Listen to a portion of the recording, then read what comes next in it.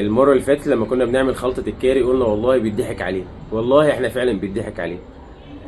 في لقطه كده انا هحطها في الفيديو مقارنه ما بين البهارات او خلطه المرقه اللي احنا عاملينها وخلطه المرقه اللي هي الجاهزه. لو جينا نركز هنا في البهارات هنلاقيها كلها، تحس ان هي كلها بهارات صافيه، كزبره والبواقي الكمون وكل الخلطه اللي احنا حطيناها. لو جينا نبص الناحيه التانية هنلاقيها اصلا هي كلها باين عليها ان هي ما هي الا لون وملح وشويه اسانسات. فرق كبير جدا في الجوده ما بين الاتنين. يبقى دي خلطه المرقه ودي شبيه خلطه المرقه. السلام عليكم ورحمه الله وبركاته، اهلا بكم في محل الشيخ العطارين، قناه العشاب الصغير. النهارده هنعمل حاجه مطلوبه مننا بطريقه قويه جدا، هي توازي السبع بهارات ولكن اقل شويه في التكلفه، وهي المرقه. المرقه من الحاجات اللي هي بتشتغل معايا تكاوي في كل حاجه على السريع، شوربه كذابه، شويه ملوخيه، شويه باميه، اي حاجه بتشتغل، شويه شوربه، اتزنقت في شويه لسان عصفور، كلها بتمشي وبتديني طعم حلو. بتختلف معايا من مرقه لحمه ومرقه فراخ من ضمن المكونات اللي انا بحطها، اذا كان مثلا بحط كاري، بحط بهارات فراخ من اللي انا عاملها، بهارات بتاعه اللحمه. لان لو جينا قلنا مثلا المكونات اللي احنا هنقولها في الفيديو معانا دي، طلعت معايا المرقه بالشكل ده. ولو عاوز ابيضها شويه او اجود فيها شويه اخلي لونها فاتح، ممكن احط لها شويه بقسماط، ممكن احط لها كريسبي مطحون واطحنه معاها، ممكن احط لها دقيق ذره، هيفتحها معايا ويديها طعم ويخليها اخف واقل برضو في التكلفه. طيب لو احنا جينا شفنا بقى دي، ان شاء الله انا حاطط لكم فيديو في الفيديو ده، حاجه صغيره كده في الفرق ما بين الاتنين. هنلاقي ان دي كلها ما هي الا ملح وعليه اسانس ولون وريحه، مش اكتر من كده. ولكن دي احنا شفنا التكلفه بتاعتها والخلطه بتاعتها وريحتها هتبقى عامله ازاي. تعالوا نعرف المكونات ونرجع لكم نقول ايه الفروق ما بين الاتنين. روزماري دي اول حاجه في تتبيله او في خلطه المرقه.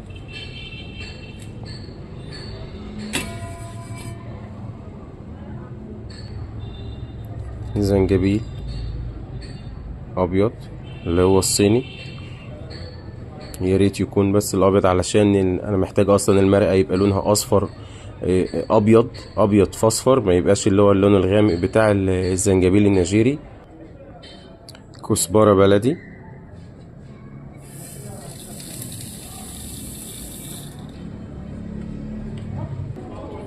حبهان، كركم هندي اللي هو الصافي، ان شاء الله تبقى له ريحه مميزه جدا عن المخلوط.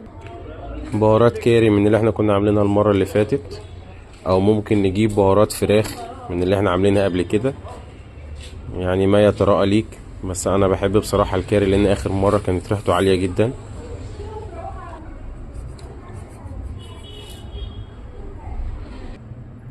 البابريكا الاسباني زي ما متعودين، انضف نوع موجود ان شاء الله، موجود في السوق.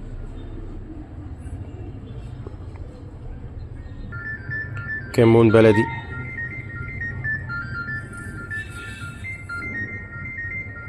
ان شاء الله.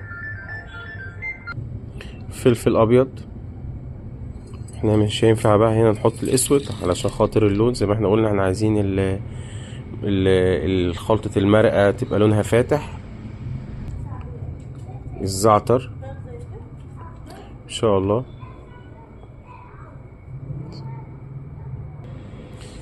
ملح عادي او ممكن ملح ليمون، ولو في التركيبه ديت او في الخلطه دي حطينا الملح الصيني مش هيزعل، لان احنا كده كده هنحط كميه قليله، محتاجين مش اكتر من معلقه، مش هتزعلني في حاجه. سكر ابيض او سكر بني، سكر تموين، اي سكر وخلاص. احنا كل اللي محتاجينه مثلا معلقه ولا اتنين. قرنين 3 شطه، وده على حسب الرغبه، عايزين المرقه حاره ولا لا، لو مش عايزينها خلاص مفيش مشاكل. الثوم والبصل الشرايح طبعا معرفش استغنى عنهم. اللهم بارك. فصوص بتبقى ليها طعم وجودة مختلفة خالص عما بنستخدم اللي هي البودر. ورق اللوري. وان شاء الله هنعمل حلقة خاصة كاملة نخصص فيها ازاي نختار البهارات بتاعتنا وتبقى فعلا اصلية مش مضحوك علينا فيها. ورق بقدونس، ممكن نحط ورق كرفس، ممكن نحط ريحان، ممكن نحط سنة نعناع. كل ده ممكن نحطه ونستكفي بحاجة واحدة، مش هتأخر معايا في حاجة او مش هتأثر معايا في حاجة. لو حطينا اكتر هيدي نكهات افضل في الخلطة. كده يبقى احنا خلصنا تقريبا الخلطة كلها اهي. هنجمعها بس كلها على بعضها في المطحنة ونشوف شكلها يبقى عامل ازاي. ده كده شكلها في المطحنة قبل الطحن اهي.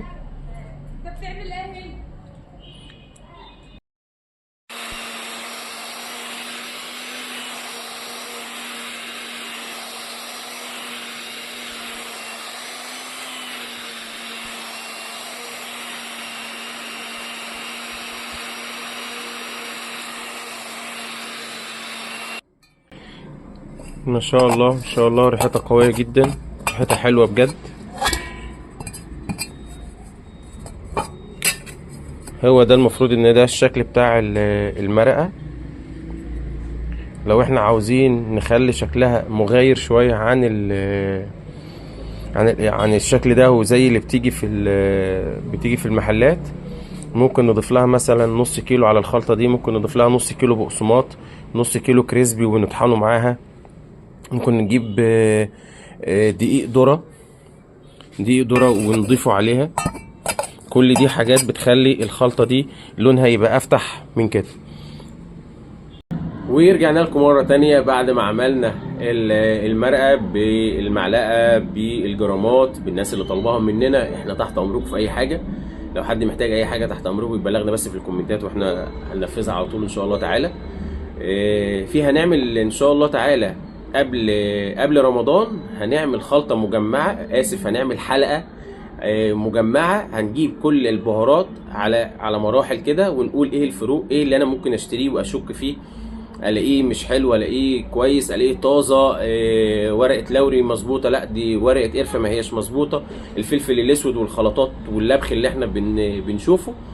ان شاء الله تعالى هتبقى قبل رمضان عشان نقدر نشتري البهارات بتاعتنا واحنا مطمنين، يعني مش هنبقى صايمين ونفطر على بصله زي ما بيقولوا. ان شاء الله تعالى لو في اي حد محتاج اي حاجه يكلمنا على الواتس، نسيب رقم الواتس. حد عاوز خلطه معينه يسيبها لنا في الكومنتات. اشوفكم على خير في فيديو جديد مع العشاب الصغير، والسلام عليكم ورحمه الله وبركاته.